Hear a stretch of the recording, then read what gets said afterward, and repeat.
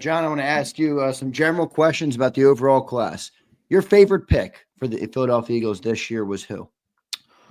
Oh, let me pull them up. Let's see. I'm going Campbell. I mean, my whole thought, like, I don't like to take the first round pick. I mean, that's your best. Yeah, I That's got your you. chance. I mean, so I'm taking Jihad out of the equation. And I would say my favorite pick, and it's probably not going to matter here, is Kyle McCord. I think he's a good.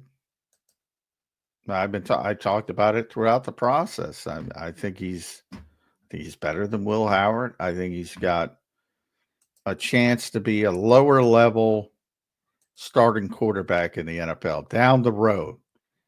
It's not going to be here unless things go drastically wrong from an injury standpoint. But I think for the value at that position, and again, if he, plays well in the preseason, maybe has to play a game or two if he can play well when he is the backup, probably by 2026. Maybe Howie can turn that into an AJ Bealey second round pick or something like that down the road. Right.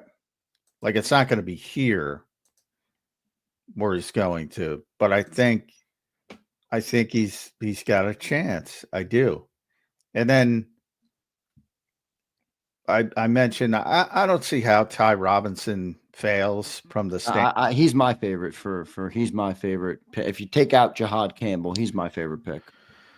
Yeah, and he's going to be of all the day 3 picks, he's got a chance to be a rotational part of the defense early on, and a part of the team early on.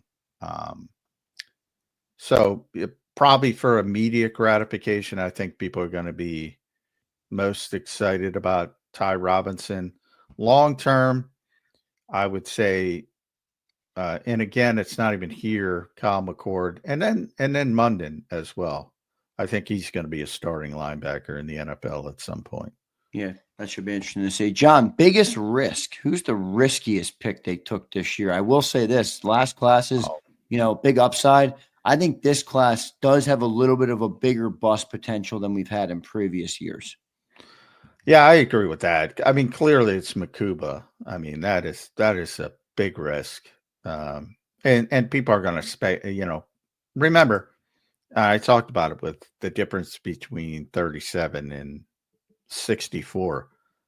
People aren't going to think about it that way. This kid's a second round pick now till the day he leaves the NFL. Nobody's going to say, yeah, but he was the last pick. What's the difference between 64 and 65? Yeah, right. Nobody's going to say that. He's always going to be a second round pick. And if you're a second round pick, you got to develop into a starting safety. And especially with bigger names, for whatever reason, but they were Xavier Watts and Kevin Winston. And if they turn into good players, because again, nobody's going to put that context of situation. But then again, also from Philadelphia's perspective, they had the best defensive coordinator in football. So if anybody's going to get the best out of him, it's going to be Vic. But he, to me, is the biggest risk by far. Yeah. Speaking of Vic Fangio, I do think I saw a lot of Vic Fangio in this draft. I think he's got a lot of say in that room, Johnny Mac, now. Well, that's why I get a kick out of the Gamble stuff, like how he's out on an island. That's right. Howie didn't walk up to the podium and say he's going to be in that type of role without talking to Vic Fangio first. Exactly. I took a picture of Vic. They do this big. I didn't get a great picture, but I put it up. I did see that on social. Yeah. I got they do this big sort of class picture afterwards, but everybody in the organization, and there was Vic sitting next to Dom, but yeah, I get a kick out of people thinking like Howie's nuts and Vic's not in his ear. And he even mentioned during one of the questions about Vic's impact on him and how he evaluates players. Like if Jahad Campbell's not playing on the edge, something's going wrong. Something's going wrong. We'll see what happens there. Immediate contributors from this class. I think 3 are going to contribute on this football team. Obviously, Makuba, obviously Campbell, and I think Ty Robinson's a lock to contribute. I'm not sure what you think of that, but immediate contributors from the class. Who you got? Yeah, I mean, Campbell's obviously going to play a lot. Makuba's got a chance. You know, that'll be a competition. And Ty Robinson, you know, you would think bare minimum is going to be the 4th man in rotation inside. So those are the 3 guys. Everybody else, I would say, unlikely to contribute. But of the rest, the ones like Drew Kendall might be the most ready to contribute, but he's not going to play at all. Center's not a rotational position. You're never going to see Drew Kendall unless there's a serious injury. Munden has a chance to get on the field early if Nakobe's not ready, and you know he plays better than Trotter over the summer. He's got a small chance to get some work. Everybody else, I think, is more of a red shirt type situation. Yeah. And there's certain, and because there's so many draft picks, you're probably going to see the rare cut draft pick, maybe 1 or 2. You know, maybe Miles Hinton, Cameron, maybe one of those 2 guys makes the 53 and the other one has to go to the practice squad. And, you know, Powell Ryland is probably going to go to the practice squad to start. Unless guys like Ojulari and Boucher completely, you know what, the bed. Yeah, shit the bed. No doubt about it. So who's your biggest sleeper then in the class? Mine's the 6th rounder, Antoine Powell Ryland. I'm like, this guy maybe he's a contributor. I'm not saying it'll be year 1, but he's my biggest sleeper. Who you got, John? Well, if you're talking long term, if you're saying this year, I don't know. Like who? There isn't one this year. Think about how many guys would have to fail for Antoine Powell Ryland to even get an opportunity. A lot. There's just no path. Similar to what I was saying about the undrafted kid at tackle. It's like, why the hell are you coming here? There's no path. Yeah, long term, that's what Howie said. He explained they all have a particular trait that they think that they could turn into a starter, and most of it's athleticism with McWilliams and Munden. With McCord at quarterback, it's about processing. Hinton, it's with Williams, it's size. With Powell Ryland, it's more savviness. You know, bigger pass rushing toolbox than most young players. Drew Kendall, it's savviness as well with genetics and just experience and being one of the few real centers. So they all have one trait to build on, at least one NFL starting level trait, as Howie would call it. But long term, I think Drew Kendall's going to be a starting center in the NFL. Probably not going to be here, but it's going to be somebody. So if I'll say the safest pick, Drew Kendall. How's that? I do like I like Hinton too, man. I think Hinton's a great pick. Oh, he's boom or bust. He's boom or bust, but you know, at that spot, you took him in the 5th rounder, or is he a 6th rounder? He's like, I think Williams is more ready. Certainly a better college player. Not even close. Yeah, they were both 6th rounders. Yeah, I like Hinton. He's 6'7", and he's got obviously his dad's Chris Hinton, but yeah, but that's what I'm saying. He's got his dad's traits and abilities and God-given. He's got all that, but he never played like his dad. So I mean, can Jeff Stoutland tap into that? Maybe. But he's the one. He's the one boom or bust guy, I think. where it's like, he could be something or he could be nothing. He might have the biggest upside, and he might have. We always talk about floor and ceiling. He might have the highest ceiling and the lowest floor. So the biggest range, yeah. Yeah, because he's basically, you can even look at it. If you go to his NFL.com draft page, not that they give out athleticism score, total score, production score. He's the opposite of Antoine Powell Ryland, no production, basically, to where it should be for an NFL level, prospect, especially one with the name of Hinton. So I would say he's the guy with, the widest range of end games. And if I were betting on one of the two, I'd bet on Cameron Williams, even though I think Hinton has the bigger upside. Yeah, I like Cameron Williams. Cameron Williams only started 1 year in college. He left after junior. Yeah, and he played pretty well. Yeah. So I think if he stayed in college another year, he would have been a much higher draft pick. I'm not saying, I don't know if he would have been round 1 or anything, but I do think he would have been a day 1, day 2 guy. It's possible. I mean, guys who come out a little bit early. Now, it all depends on how they play. They could also, I think everyone assumes they're going to come back and play well. Well, they could come back and play poorly and hurt themselves. But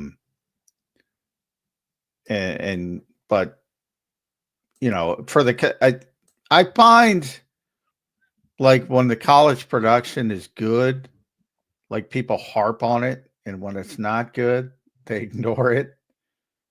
So I don't pay as much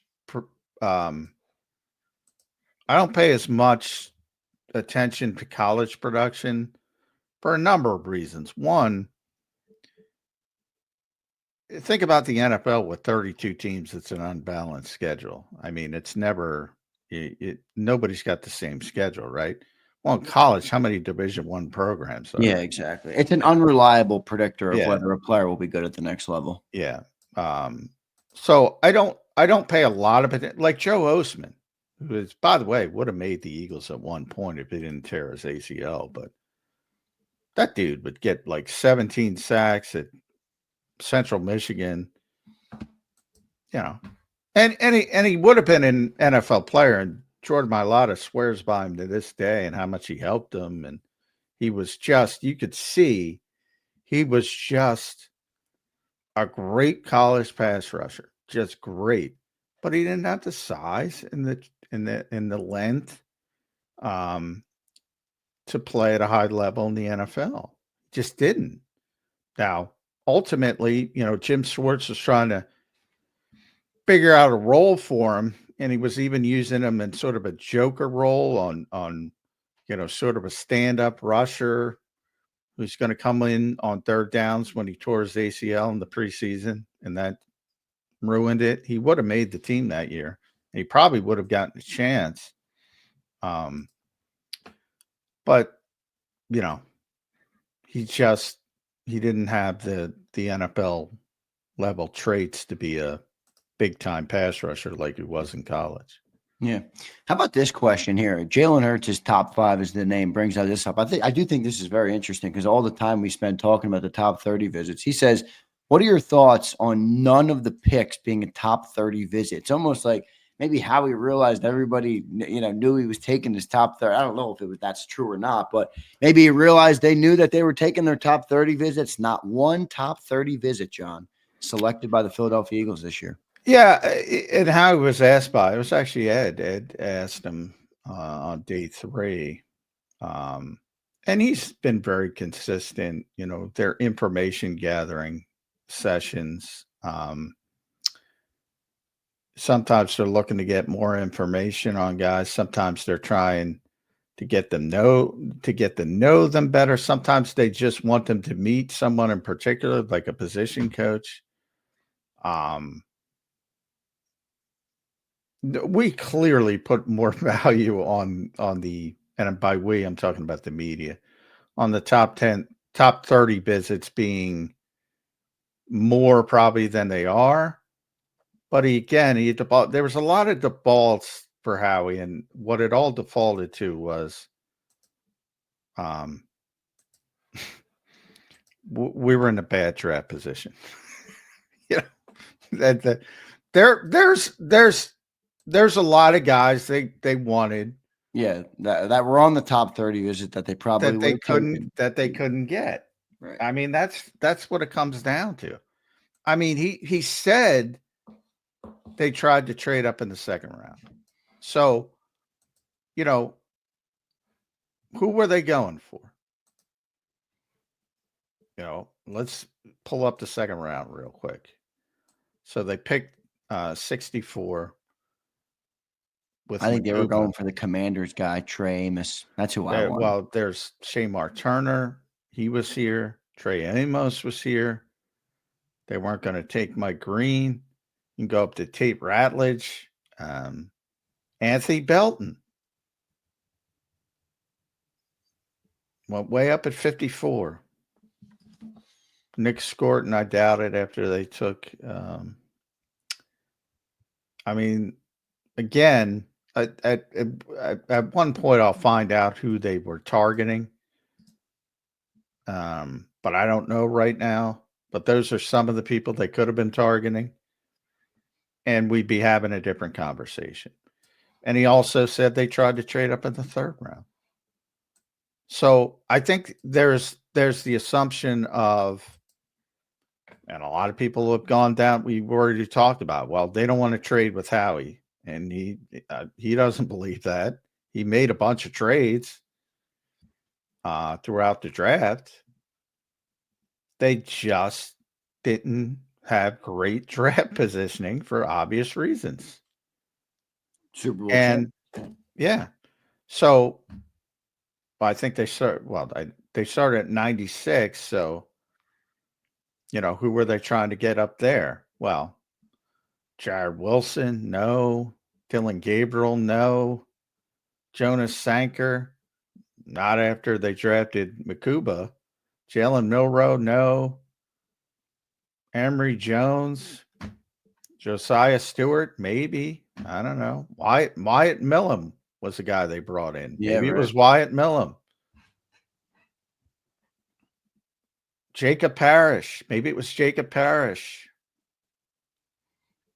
Was Darius Alexander one of their top 30 visits? I thought he was, right? Or no, not to my knowledge. I ended up getting 26 or 27. So he could have been. I mean, yeah, there was only still a little bit of a blind spot, but not to my knowledge. And he went he went 65. He was the first pick in the third round. Right. But they could have had him at 64. That's more of the, clearly they could have had him and they went a different direction. And you can make an argument they should have taken him. But I don't see much difference when you end up getting Robinson. I'm not as concerned about that. Although I do think it was a good pick for the Giants. So, but Giants I like the Giants draft. You mentioned Cowboys had a good draft as well. Commanders draft wasn't as good to me, but I thought the Giants draft was herky jerky. I thought it's basically good pick, bad pick. Good pick, bad pick. I liked it. I liked it a little more than you. Now I like Dart a little bit more than you. I don't think he's a first rounder, but I think he's decent in value. I think he has a chance to grow into a starter, but we'll see what happens there. John, let me ask you this. Who on the Philadelphia Eagles roster was put on notice by the draft picks this week? All right, you got the defensive tackle. Does that mean anything for Jordan Davis? You got a bunch of offensive linemen. Does that mean anything for Tyler Steen? You got Andrew Makuba. Does that mean anything for Reed or Sidney or any of the safeties? The cornerbacks. Does that mean anything for Keely Ringo? I know, you said Jahad Campbell is not going to be off-ball linebacker. I happen to agree with you, but you also took Smile Munden. Is Nakobe Dean been put on notice? Who do you think is, watching that draft on the Eagles roster and says, shit, I better perform or I'm heading to a new city? Not Not many, because it's a very good team. I mean, I think it's more about people that maybe the fan base is built up that probably shouldn't have been built up. You know, Uche as being an example. Like he's got a difficult road now. He's got to beat out Ojolari, who got paid more money, so that's going to be difficult. Um, Dorian Thompson Robinson, we talked about, he's in trouble. You know, Sydney's going to be here. Could Makuba beat him out? Sure, but Sydney's going to be here. You know, could Ty Robinson beat out Moro Ajomo? Yeah, it's possible, but Moro's going to be here. Nakobe's, you know, nobody's saying anybody's taking Nakobe's job when he gets healthy. He's on his last year of his deal, though, right, Nakobe? Yeah. Yeah. And that's a difficult, like, there's, you know, there's two ways that can go, and both are probably not good for him being it. But I'm saying short term, you know, if he struggles again with injuries, well, the Eagles are probably going to move on. And if he comes back healthy and plays like he did last year, well, the Eagles are probably going to move on. You know, it's one of those things where, it's like you got to hit right in the middle. If you're getting a discount, maybe. So if you're talking about 2026, then I think, you know, Munden's more of a piece of the conversation, but not short term. I mean, the Eagles are just really good, so there's not a lot of opportunity for these players to carve out roles, especially the day three players. Let's just assume for a second Nakobe Dean doesn't get a new contract. You think Smile Munden has a better chance to be the off-ball linebacker than Jeremiah Trotter Jr. does? Not necessarily, but I think it's I haven't seen him, you know, play. I am pretty impressed with Trotter. So I mean, but it gives you multiple opportunities to hit on one. So, you know, the goal is for one of them to hit, not both of them. So I think it gives you a nice insurance policy that, all right, if Trotter doesn't work out, you know, maybe Munden does, and maybe both don't, and you go over two. But I like the thought process of, you know, but short term, whenever he's healthy, I mean, obviously, Nakobe's going to be the middle linebacker. So, I mean, there's no doubt on that. Honestly, John, I think my Nakobe evaluation or prediction is more to do with Zach Baun. Like, I don't think they're going to pay a second linebacker. That's really what it comes down to. Oh, yeah. I mean, they're paying Baun $18 million. Are they going to give Nakobe $8, $9, $10, $12 million? I don't think so.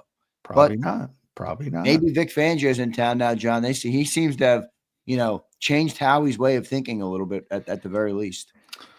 Well, they took 5 defenders to start, but as Howie pointed out, you know, they have a lot of veteran, proven offensive players that get paid a lot of money.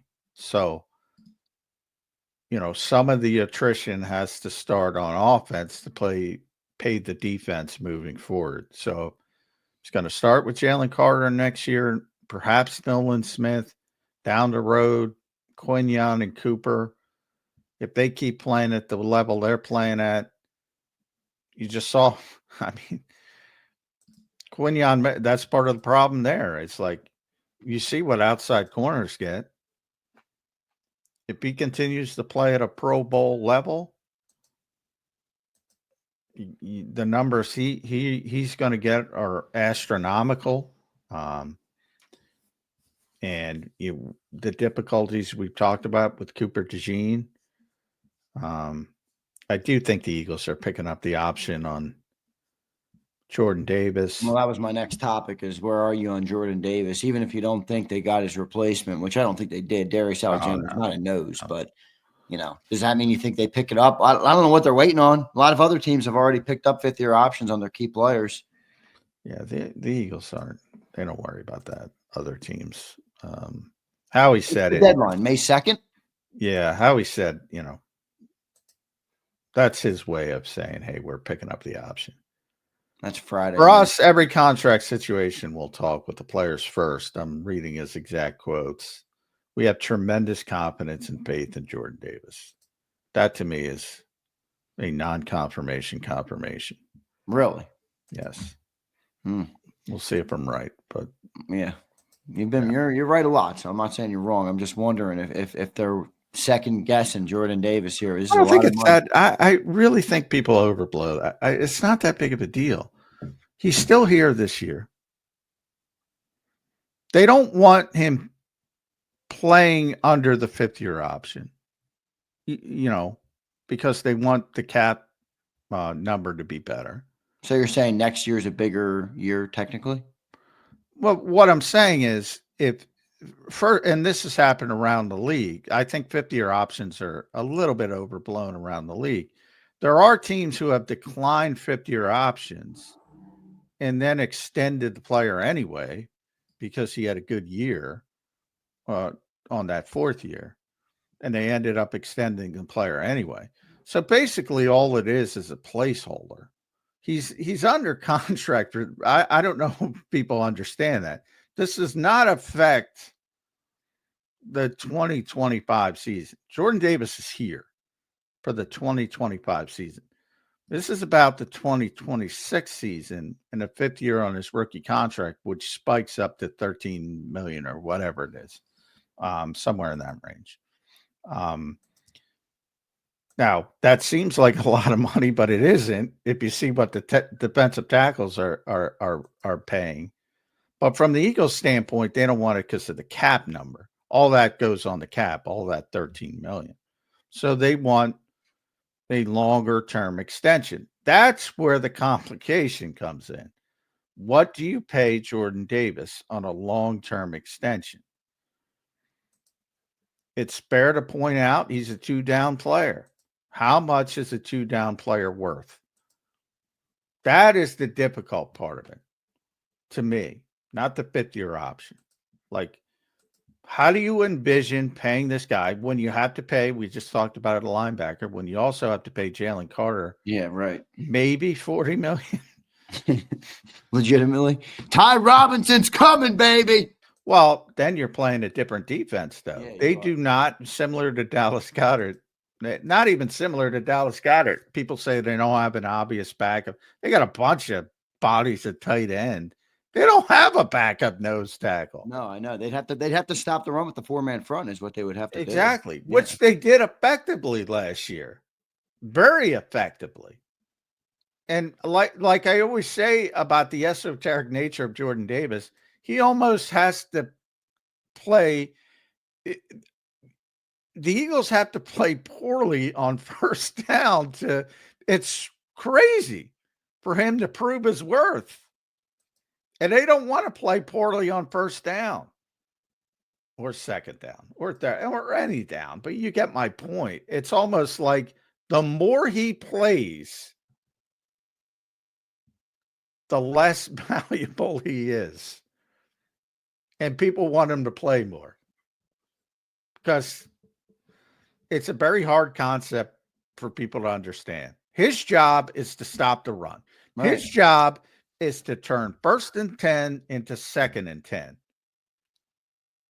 All right, John, if you're the GM of the Eagles, with all that being said, I understand the setup and I understand the esoteric nature of it, as you've called it for many years. Would you pay Jordan Davis? 13 million? Hell yeah. 20 million? I'm going to get paid 13 million. Well, that's the option. So, yeah. How high does it go? And I can tell you when he's talking to Vic wants a nose tackle. Now, it's a luxury, And the problem is the Eagles did do such a good job stopping the run with a 4-man front.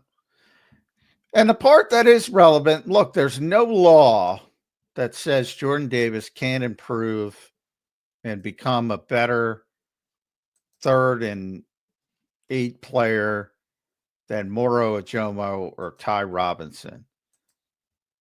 But your goal is to get your best 4 pass rushers on the field in obvious passing situation. And here's one for you, by the way, now that Jahad Campbell's here. I don't know how much Eagles fans have watched Andrew Van Ginkel over the years, but he rushes from the interior in obvious passing situations as a joker. What I was just explaining with Joe Osman and what they were trying to do with him, he does that.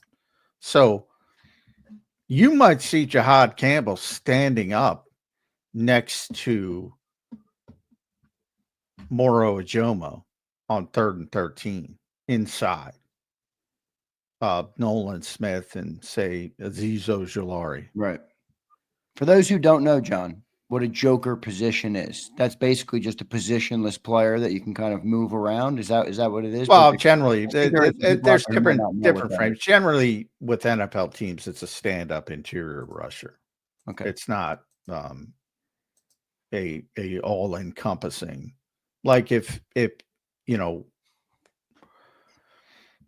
to use Van Ginkel as the template, you know, he plays mainly from the edge. He plays off ball, and he plays interior pass rusher. He did last year. If you go back to Miami, similar. And usually the off ball stuff is when injuries occur, and they're like, "All right, let's play him off ball because he's good enough to do it." But he's too good as an edge rusher to keep him off ball that much. And he's also a flat defender. So that's what Vic really wants. He wants to be able to drop an edge rusher in coverage and be competent and fool the quarterback that way. That creates a lot of options for Vic. Yeah. And that is a big part of what I think Jahad Campbell's here to do. But yeah, you know, on paper he's gonna. But my thought process is like, you know, why would you want Jordan Davis on the field in 3rd and 13? And I get people say, well, why can't he get better? Well, yeah, but I'm trying to be realistic. Like, is there a world where he's going to be a better interior pass rusher than what Milton Williams was? Yeah. No. I mean, I'm trying to be realistic. Is it? Yeah. So while being realistic, that's where, and you've said it. This is why this is such a hard thing, you know, because somebody brings up a good comment here, and it's, you know, D-Money, this is basically what we're saying to you. The question is, how much do you want to pay for that? I try to tell people that Jordan Davis's job is to stop the run, not get sacks, and keep the linebackers clean. Well, yes, but is that worth $18 million to play 20-25% of the snaps? Yeah. Well, I would say first, welcome to my world, because I've been trying to explain that to people for. Yeah, I'm past the explanation. I think the explanation makes a lot of sense. The question for me is the business part of it. What are you willing to pay for that? Exactly. And I know Vic wants that piece of the puzzle. Jonathan Gannon wanted it. I always go back to the first year of the Nick Sirianni era when Jonathan Gannon was the defensive coordinator. Nobody knew they were playing Vic Fangio's scheme. And nobody knew they were playing Vic Fangio's scheme, including myself, by the way, until JG told me. Nobody knew because they didn't have a nose tackle, and they barely played the 5-man fronts because they didn't have a nose tackle. And when they did, that it was Javon Hargrave playing nose tackle. And Javon Hargrave is a great player, a great interior pass rusher, but he ain't great stopping the run. And certainly not as a nose tackle. So they didn't use it a lot. And then they drafted Jordan Davis. And that's the exact reason, because they needed that player in that defensive scheme. And when Jordan was a rookie, people remember he got hurt. And again, they didn't have a backup, so they had to go out and find Linval Joseph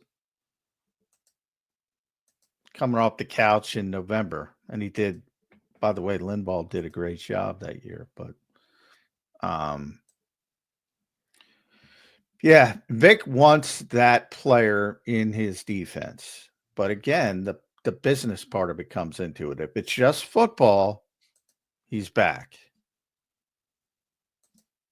But the business part is a big part of it. It's the biggest part. We'll see what they end up doing with Jordan Davis. John, another interesting thing today at 4 p.m. is a significant time, not just because the Philadelphia Eagles are at the White House. And by the way, Saquon just had to put out a tweet because the losers in the Eagles fan base can't fathom that somebody would not agree with them on every single thing. I digress. Losers. I'll say that again. We have a lot of losers. It's ridiculous. I mean, Saquon Barkley has to write an epistle on Twitter apologizing or explaining himself for being on the president's helicopter. I mean, come on. But anyway, 4 p.m. today, John, is officially the time where you can sign free agents, and it will not count against the compensatory pick formula. So maybe some of those other free agents that are out there will start signing people, or we'll start getting signed by people, and maybe the Eagles are in play for a couple guys out there. You think Justin Simmons is now off the board with McCuba coming in? Well, I think he should be off the board. And we're going to see how much they really believe in these two young players, because maybe they don't,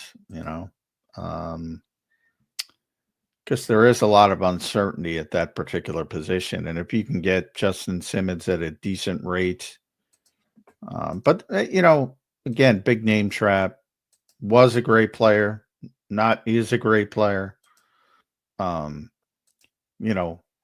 Atlanta carpet bombed safety yesterday because they weren't happy with the way he played last year. They were certainly happy with Jesse Bates. They weren't happy with Justin Simmons.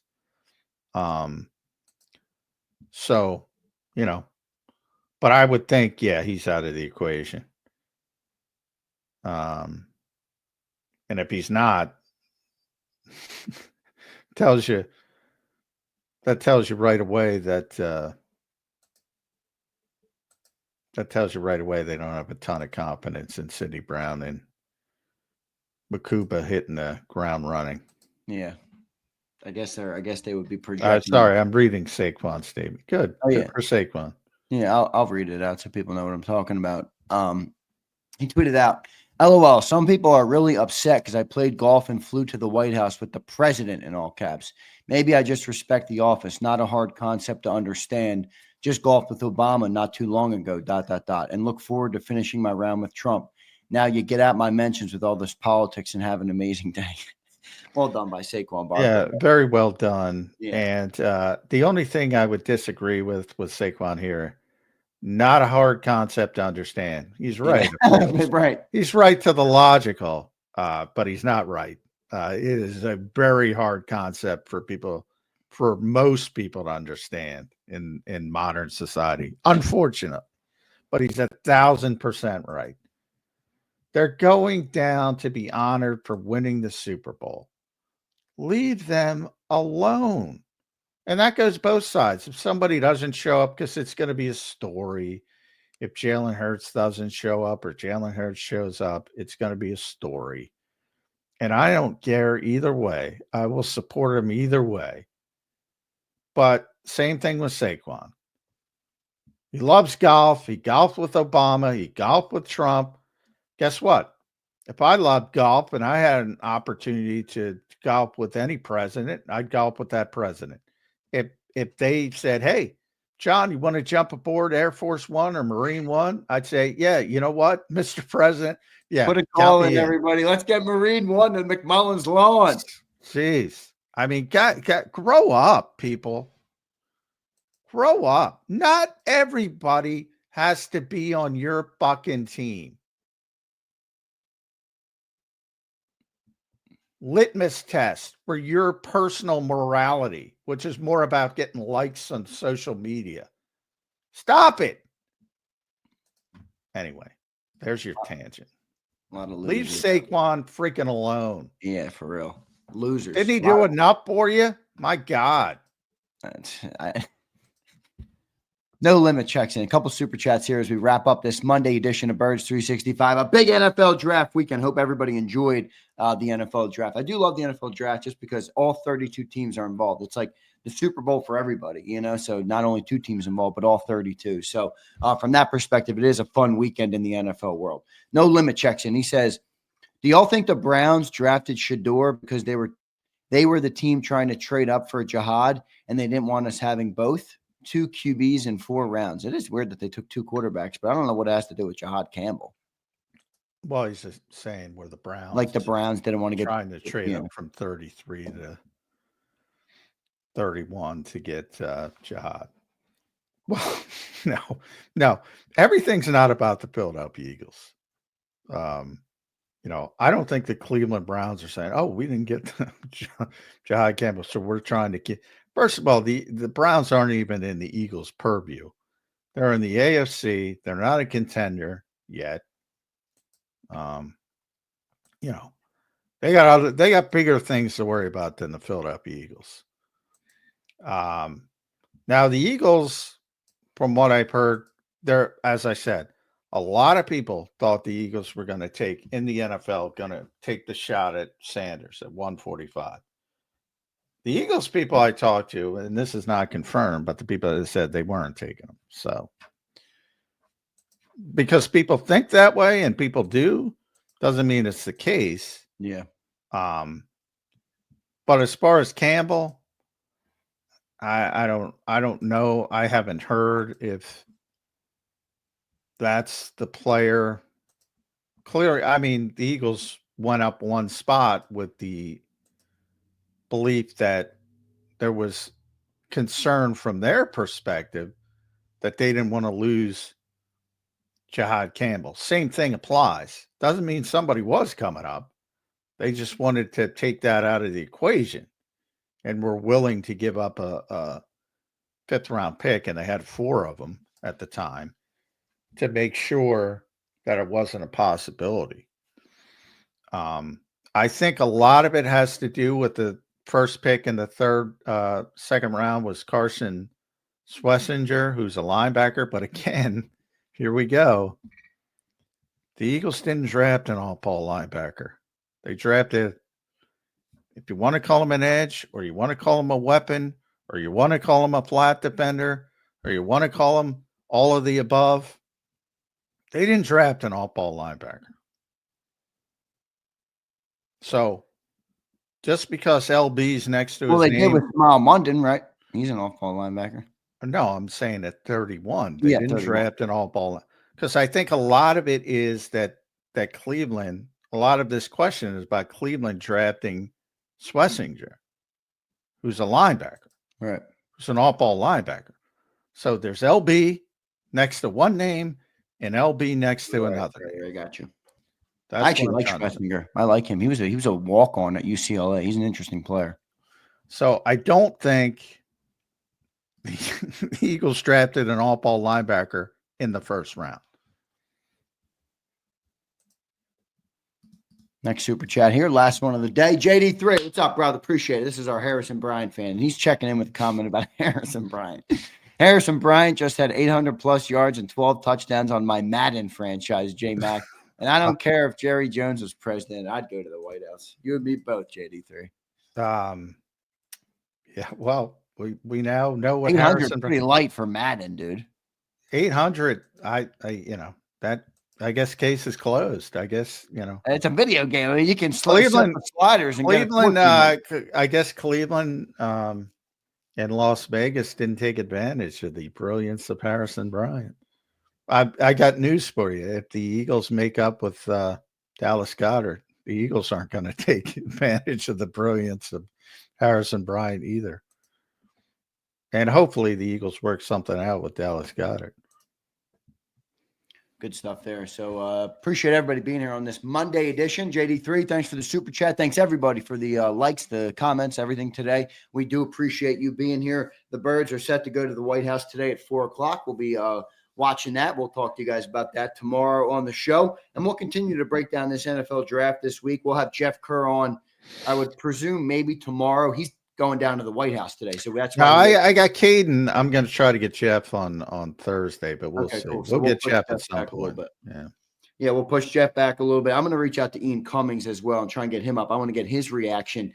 Maybe we'll get Rick Saratella up to get some of the draft guys on to get their reaction to who the Eagles took, what they think of each player that they took. So we'll have plenty of great content this week. Johnny Mac, your final thoughts on this Monday edition of Birds 365. Volume, baby. Got a lot of picks. So I think everybody was disappointed after 2 days, and that's because there were only 2 picks. And then all of a sudden there's 10 by the end of day 3. And there's a lot of excitement about those day 3 picks. But I do think the Eagles got some nice value picks, especially on day 3. And look, they were hampered on the first 2 days of the draft by where they were picking 32, 64, 96. I think, one of the luxuries and one of the reasons Jahad Campbell-Bell was because of his injury. And that's a good value pick. Makuba and trading out of the 3rd round, probably not as much, but with Campbell, the Eagles are good, so they can afford to wait. And I think ultimately, if they're right, they're going to get a player that's going to be very popular because it's going to be a player that in a lot of ways the Eagles fan base has not seen before. If Vic uses them the way he has used flat defenders in the past. Good stuff there, Johnny Mac. John, great show today, brother. Great week of work, by the way. I do want to thank you here, me personally, and then also from the people in the chat. Great work, man. All NFL draft. It is a real grind. John's down there legitimately all day and night, leaves down there like, 12, 1, 2 in the morning, gets home. So, John, well done by you, man. Great week of work. Great job covering the NFL draft. I think everybody appreciates it. Certainly know I appreciate the work you do for us here at JAKIB Sports. So, well done, Johnny Mac. We'll talk to you tomorrow morning on a Tuesday edition of Birds 365. Thank you, brother. All right. Thanks, everybody. All right. Thanks, Johnny Mac. There's Johnny Mac. John McMullen, the #1 Eagles beat reporter in town. Give him a follow on X at JF McMullen. Well done by him covering the NFL draft. Really good job. It is a grind for Johnny Mac. So he goes down there to NovaCare basically in the middle of the day and then is there all night. So there's no doubt about it. It's a grind.